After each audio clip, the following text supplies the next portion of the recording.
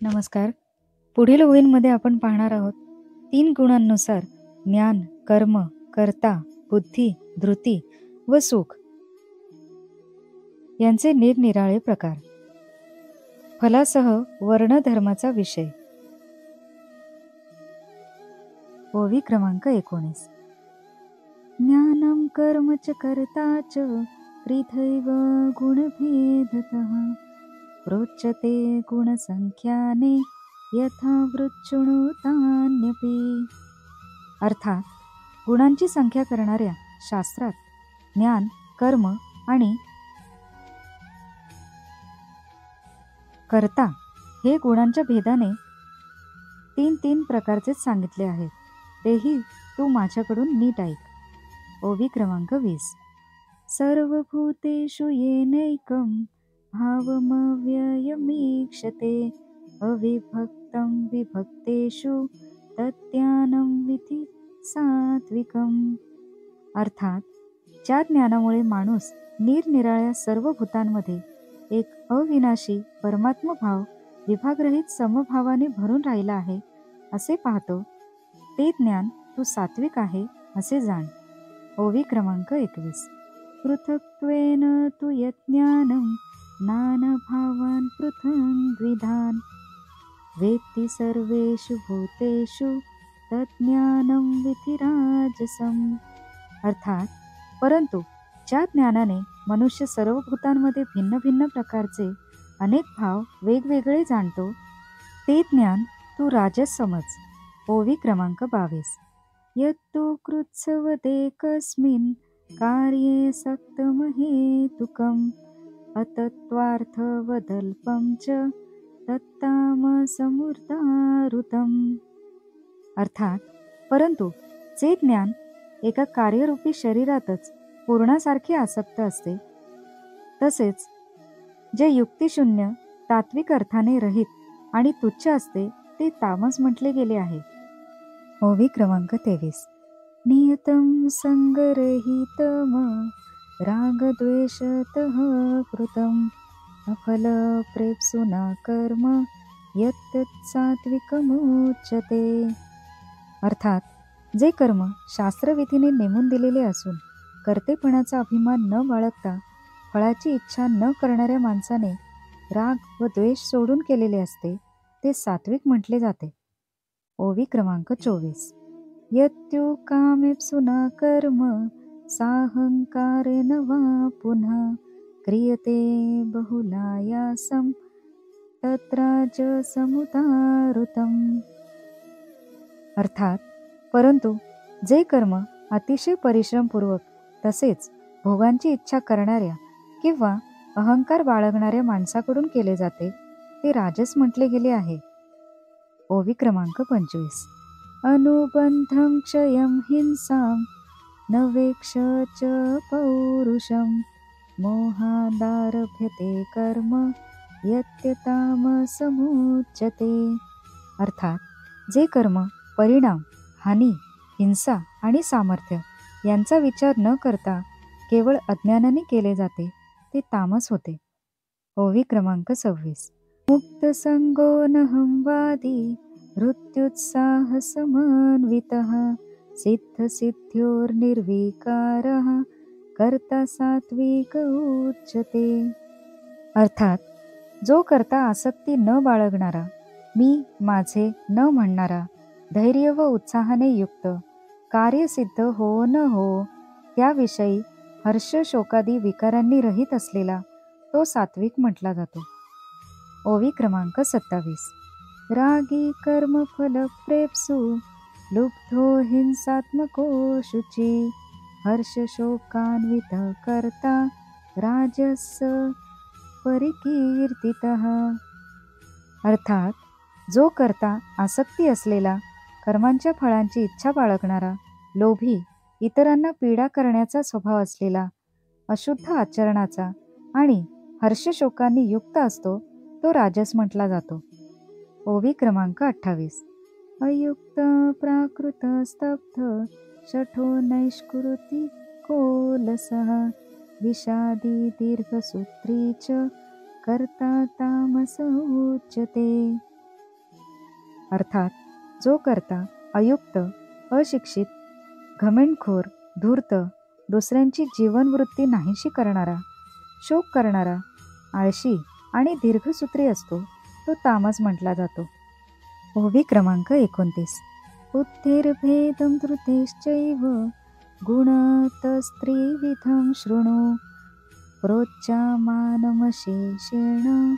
पृथक्त्वेन धनंजय.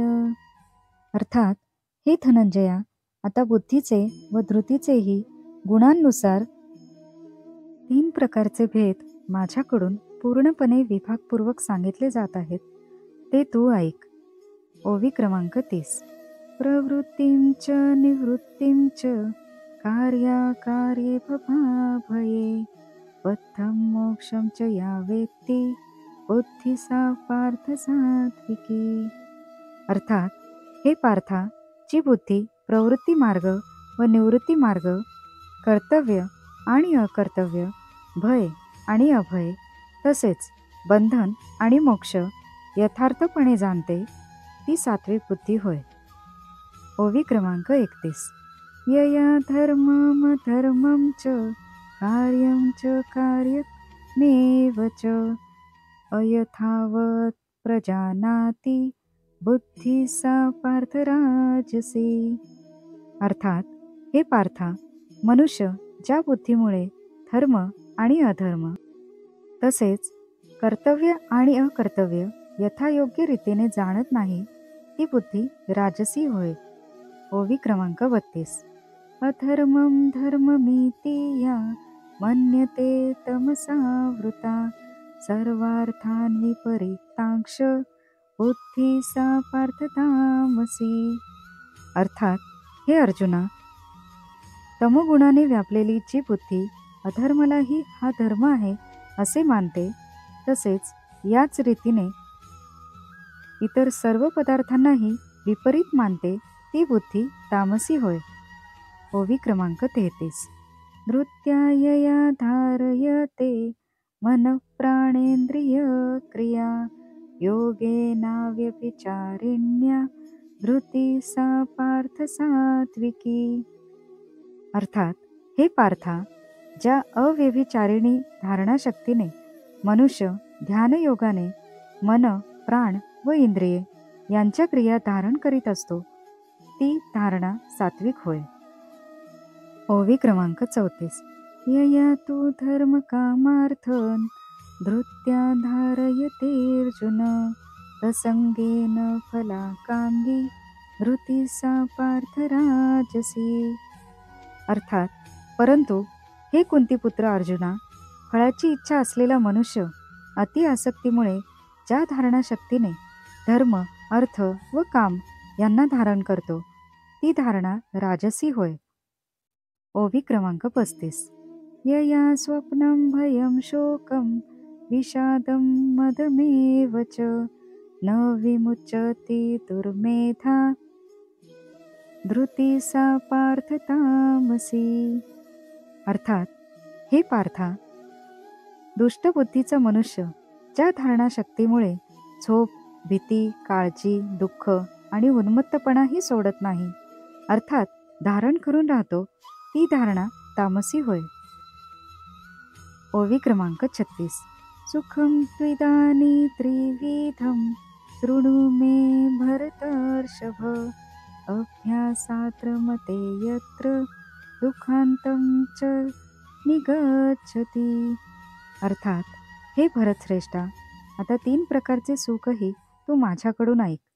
ज्या सुखात साधक भजन, ध्यान आणि सेवा इत्यादींच्या अभ्यासाने रमतो आणि ज्यामुळे त्याचे दुःख नाहीसे होते.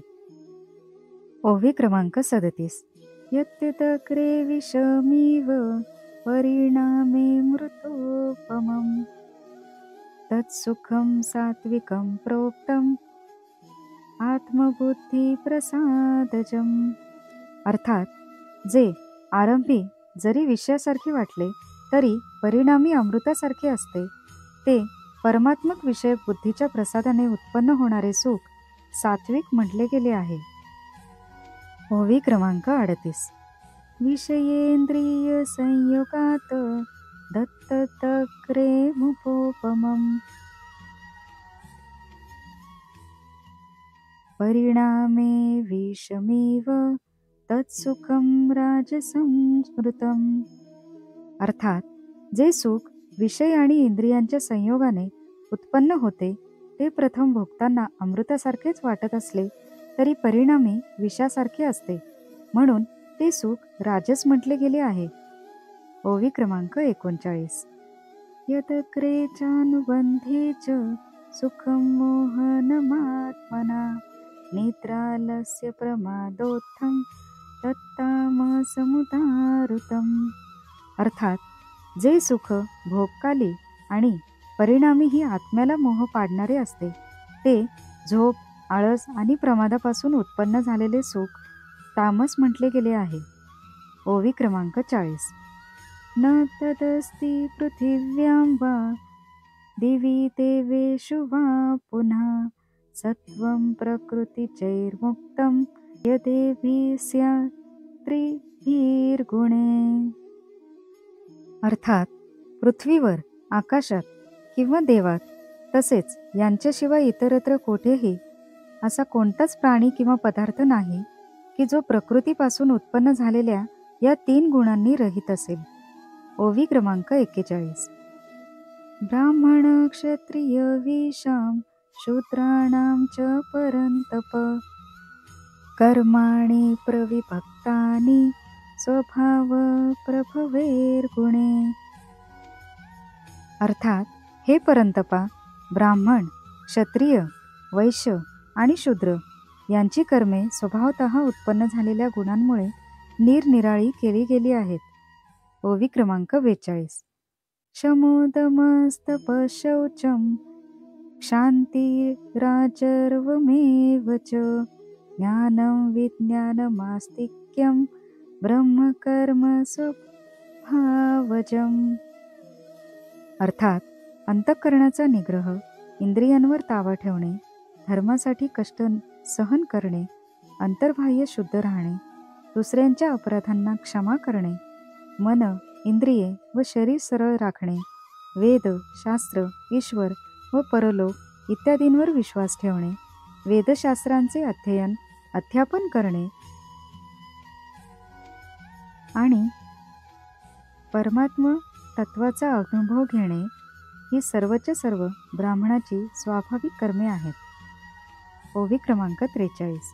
शौर्यं तेजो धृतिर्धाक्षं युद्धे चाप्यपलायनं दानमीश्वर भावश्च क्षात्रं कर्म स्वभावजम्. अर्थात शौर्य, तेज, धैर्य, चातुर्य, युद्धातून पलायन न करणे, दान देणे आणि स्वामीभाव ही सर्वच्या सर्वच क्षत्रियांची स्वाभाविक कर्मे आहेत. ओवी क्रमांक 44. कृषी गौरक्ष वाणिज्यं वैश्यकर्म स्वभावजं परिचर्यात्मकं कर्म शूद्रस्यापि स्वभावजम्. अर्थात शेती, गोपालन आणि क्रय विक्रय रूप सत्यव्यवहार ही वेश्याची स्वाभाविक कर्मे होत. तसेच सर्व वर्णांची सेवा करणे हे शूद्राचेही स्वाभाविक कर्म आहे. ओवी क्रमांक 45. स्वे स्वे कर्मण्यभिरत संसिद्धिं लभते नरं स्वकर्मनिरत सिद्धिं यथा विन्दति तच्छृणु. अर्थात आपल्याला स्वाभाविक कर्मात तत्पर असलेल्या मनुष्यास भगवत प्राप्तिरूप परमसिद्धीचा लाभ होतो. आपल्या स्वाभाविक कर्मात रत असलेला मनुष्य ज्या रीतीने कर्म करून परमसिद्धीला प्राप्त होतो ती रीत तू ऐक. ओवी क्रमांक 46.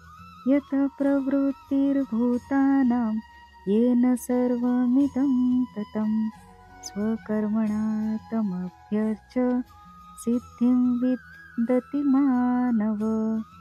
अर्थात ज्या परमेश्वरापासून सर्व प्राण्यांची उत्पत्ती झाली आहे आणि ज्याने हे सर्व जग व्यापले आहे त्या परमेश्वराची आपल्या स्वाभाविक कर्मांनी पूजा करून मनुष्य परमसिद्धी मिळवतो. ओवी क्रमांक 47. श्रेयान् स्वधर्मन्विगुण परधर्मात् स्वनुष्ठितात् स्वभावनियतं कर्म कुर्वन्नाप्नोति किल्बिषम्. अर्थात उत्तम प्रकारे आचरलेल्या दुसऱ्याच्या धर्मापेक्षा वैकुण्य असलेलाही आपला धर्म श्रेष्ठ आहे, कारण स्वभावाने नेमून दिलेले स्वधर्मरूप कर्म करणाऱ्या माणसाला पाप लागत नाही. ओवी क्रमांक 48. सहजं कर्म कौन्तेय सदोषमपि न त्यजेत सर्वारंभा हि दोषेण धूमेनाग्निरिवावृता. अर्थात म्हणूनच हे कुंतीपुत्रा, सदोष असले तरीही स्वाभाविक कर्म सोडून देऊ नये, कारण धुराने जसा अग्नी तशी सर्व कामे कोणत्या ना कोणत्या दोषाने युक्त असतात.